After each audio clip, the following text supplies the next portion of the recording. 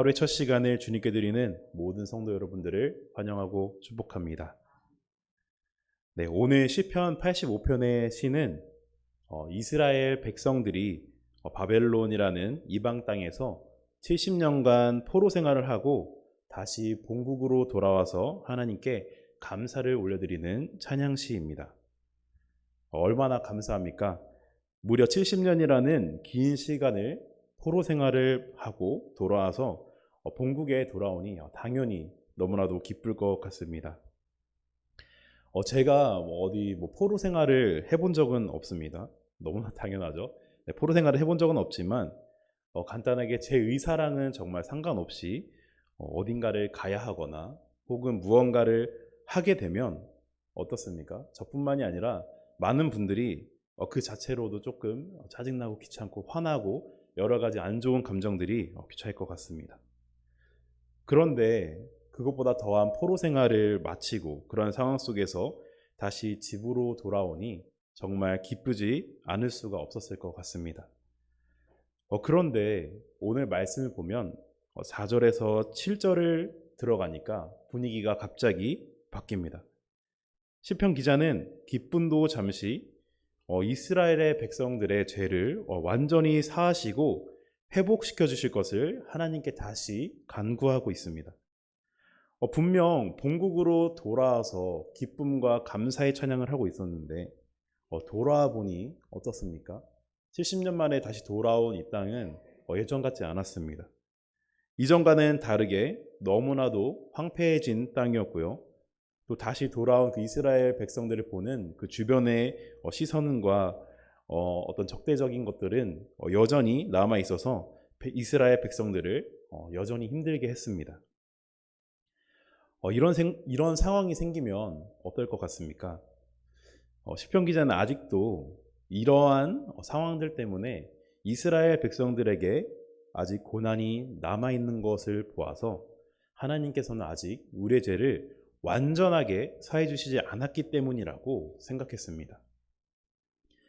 인간적인 생각으로는 당연히 이러한 마음이 들 것 같습니다. 내가 분명 구원받았다고 생각했는데 이제는 고통으로부터 멀어지고 기쁨과 감사만이 넘칠 줄 알았는데 이전과 같은 고난이 그리고 어려운 상황이 다시 내게 찾아온다면 이런 시편 기자와 같은 마음을 가질 것 같습니다.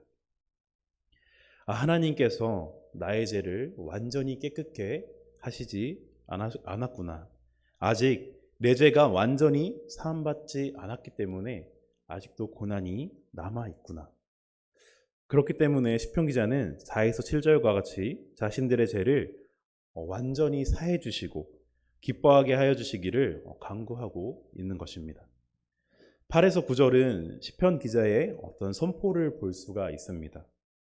이스라엘 백성들을 향해서 그들이 다시 망령된 길로 돌아가지만 않는다면 하나님이 그들을 완전히 회복해 주심을 선포하고 있고요. 또 10에서 13절의 말씀을 보면 하나님께서 이스라엘 백성들에게 내리실 축복의 은총을 확신하면서 하나님을 찬양하고 시를 마무리하고 있습니다. 오늘 시편 85편의 말씀을 계속해서 보면서 느꼈던 것은요. 이 말씀이 정말 우리 그리스도인들의 삶과 닮아 있다라고 생각이 들었습니다. 계속 읽다 보니까요. 어딘가 모르게 정말 많이 닮아 있고 비슷한 점이 있었습니다. 분명 우리도 예수 그리스도를 통해서 구원을 받았고 그 구원을 받았을 때 너무나도 기뻐하고 감사했지만 우리의 삶 속에서 다시 돌아오는 어떤 어려운 상황이나 고난과 역경으로 인해서 다시 무너지고 또 죄를 짓고 또 회개하면서 주님께 죄사함을 받았으나 그 죄에서 완전하게 해방되지 못하고 얽매여 있는 것까지 너무나도 비슷한 것 같습니다. 아마 여기 계신 그리고 온라인 예배로 함께 하시는 모든 성도 여러분들께 제가 혹시 구원 받으셨습니까? 아니면 구원 받으신 게 믿어지십니까? 라고 질문을 드린다면 아마 대부분의 성도 여러분들께서 마음속으로 그렇습니다. 믿어집니다. 라고 말씀해 주실 것 같습니다. 이 부분에 대해서는 더 이상 말할 것도 없습니다. 그러나 시편 기자와 마찬가지로 우리는 구원받았다고 믿고 고백하면서도, 그리고 그 기쁨과 감사를 늘 누리면서도 한편으로는 다시 나에게 어떤 고난과 역경이 찾아오게 되었을 때, 혹시 이전에 내가 회개했던 나의 죄가 다시 떠오르고 또 그 죄 때문에 나에게 이런 다시 역경과 고난이 찾아오는 것은 아닌지, 혹은 내가 그때 회개하고 기도했던 것이 마음속 한가운데 남아서 내가 완전히 사함받지 못한 게 아닌지, 그렇게 의심하는 그런 상황에 처하기도 하는 것 같습니다. 그러나 진실로 내가 구원받았다고 믿어지고 그렇게 고백하는 그리스도인이라면 더 이상은 이전에 사함받은 나의 죄 때문에 불안해해서는 안 됩니다. 이 불안은 기쁨과 감사의 삶을 살지 못하게 할 뿐만이 아니라 구원의 확신을 의심하게 만들기도 합니다. 2절 말씀을 보겠습니다. 주의 백성의 죄악을 사하시고 그들의 모든 죄를 덮으셨나이다. 아멘. 이 구절은 하나님의 용서의 은총을 강조하고 있는 내용입니다. 특히 여기서 덮으셨나이다 라는 이 말은요, 원어로는 키시타라는 단어입니다. 이 뜻은 숨기다, 감추다, 가리다 라는 의미를 가지고 있는데요, 이 단어가 오늘의 시편 85편처럼 어떤 죄와 관련돼서 사용될 경우에는 죄를 더 이상 들춰내어서 문제 삼지 않는다라는 의미를 가지고 있습니다.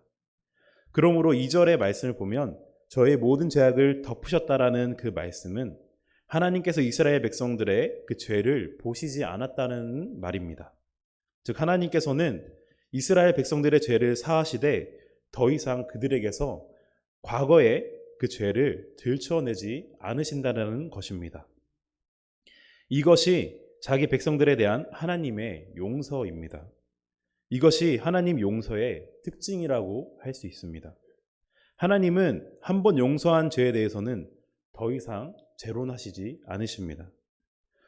때로는 어떤 성경 말씀을 보면 우리가 죄를 지었을 때 어떤 그 죄의 대가를 치르게 하시기도 하고, 또 그 대가를 또 충분히 또 치르고 나면 용서해 주시기도 하십니다.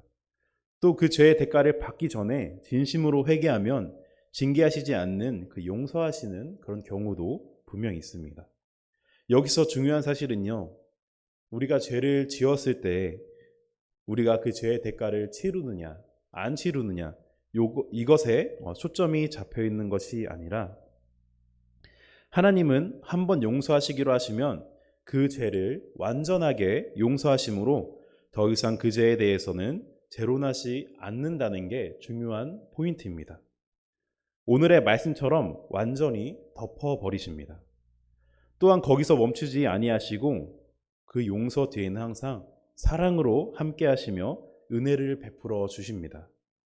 그런데 하나님께서는요, 분명하게 오늘의 말씀처럼 그 죄에 대해서 다시 들추지 아니하신다고 하셨는데, 스스로가 다시 들추어서 용서를 의심하게 하고, 또 혹은 하나님께서 다시 들추실까 두려워한다면, 또 혹은 지금 내게 다가온 고난과 역경이 혹시 그 죄 때문이 아닐까라고 이러한 생각이 들면서 하나님의 용서에 불신이 생긴다면, 이것은 하나님과의 교제가 얼마나 잘 되고 있는가 점검해 보아야 할 신호입니다.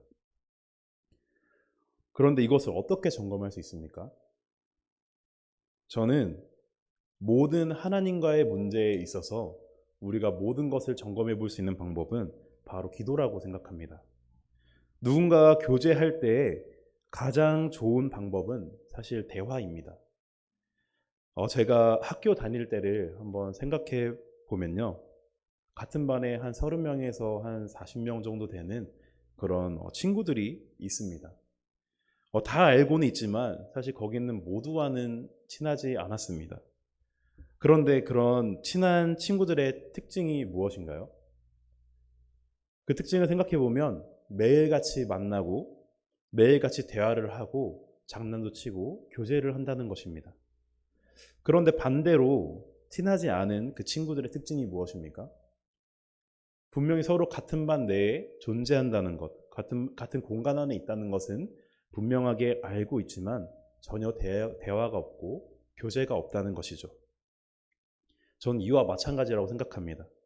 분명 하나님께서는 나와 같은 공간에 늘 함께 계시고 살아계시고 늘 함께 동행해 주시지만 우리가 계속해서 대화를 하는 것, 이 대화가 이루어지느냐 안 이루어지느냐는 아주 큰 차이가 있습니다. 대화가 계속해서 하나님과 이루어지고 교제가 계속해서 이루어진다면 분명히 하나님께서는 학교에 예를 든 것처럼 가장 친한 친구가 되어주십니다. 그러나 대화가 단절된다면 분명히 같은 공간에 있는 것이 믿어지고 살아계신다는 것은 분명하게 알고는 있지만 그 이상도 그 이하도 아닌 그런 존재가 되시는 것입니다. 성도 여러분들께서는 하나님과의 대화가 원만히 이루어지고 있습니까? 하나님과의 교제, 하나님과의 대화는 우리가 선택할 수 있는 것이 아니라 하나님을 믿기 시작한 순간부터 그 순간부터는 필수입니다. 왜냐하면 하나님께서는 교제하시는 그것을 원하시고 또 우리가 어떤 일을 어려운 상황에 직면하게 되거나 어떤 일을 직면했을 때 우리가 하나님과 교제하고 있느냐 안 있느냐 그 차이에서는 분명히 바라보는 시선이 완전히 바뀌어 버리기 때문입니다. 만약 하나님과의 교제가 잘 이루어지고 있음에도 내게 어떤 어려운 순간이나 고난이나 역경이 찾아온다면 지금 내게 다가온 이 고난과 역경이 이전에 내 죄가 들춰져서 이런 이유가 아니라 하나님께서는 어떤 특별한 이유와 그 목적을 가지고 있으시기 때문임을 우리가 알 수 있어야 합니다. 그럼 그 이유와 목적이 무엇입니까? 바로 하나님께서 그것을 통해서 우리의 그 순간들을 통해서 우리의 삶을 통해서 우리가 계속적으로 하나님 앞에 매달려서 기도하시기를 원하시는 것입니다. 이스라엘이 가나안 땅을 정복했을 때를 한번 생각해 보겠습니다. 그때 왜 하나님께서 즉시 모든 가나안 족속을 몰아내지 아니하셨습니까? 그것은 절대로 하나님께서 가나안 족속들을 한 번에 몰아낼 능력이 없어서가 아닙니다. 그것은 이스라엘 백성들로 하여금 하나님을 잊지 않도록 하기 위해서였습니다. 만일 하나님께서 한 번에 가나안 족속들을 다 내쫓아 버리셨다면 이스라엘 백성들은 하나님을 잊고 하나님을 의지하지 않았을 것입니다.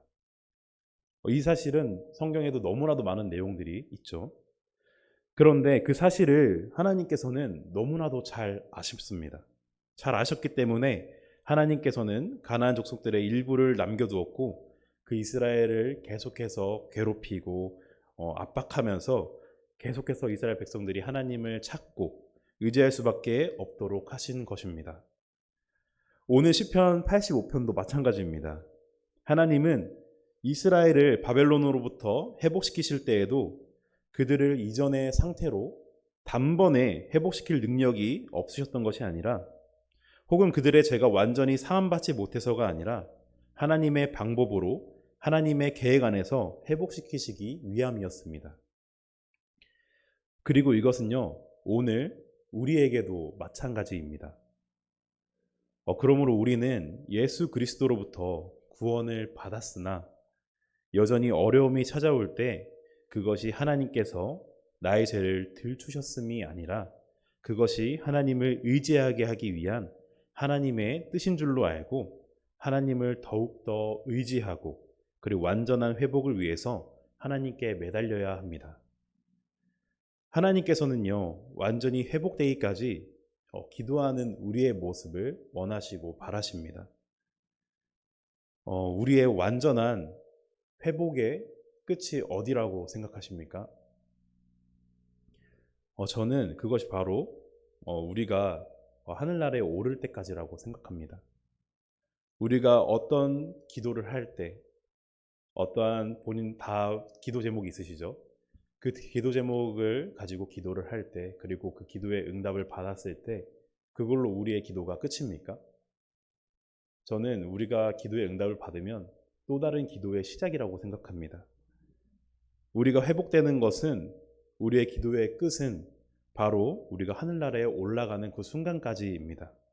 그때까지 하나님께서는 늘 대화하시기를 원하시고 우리가 하나님으로부터 멀어지지 않기 위해서 계속해서 붙들고 기도할 거리를 분명하게 주시는 것입니다.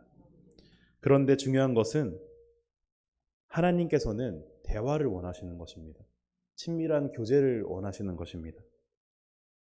기도의 어떤 우리의 통보를 원하시는 것이 아닙니다. 오늘 시편 85편을 보면요.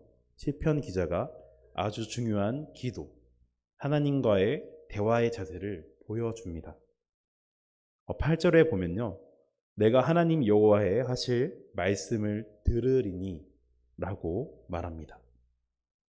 이것은 하나님과의 이런 대화가 이루어져야 된다는 것을 보여주는 아주 좋은 예시입니다.